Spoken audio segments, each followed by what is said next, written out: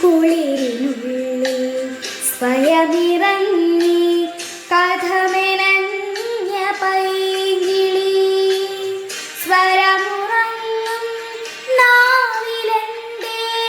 വരിമറന്ന പല്ലവി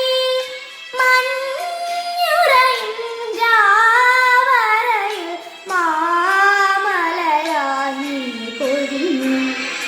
പഴന്തമിഴ് പാട്ടിഴയും ശ്രുതിയിൽ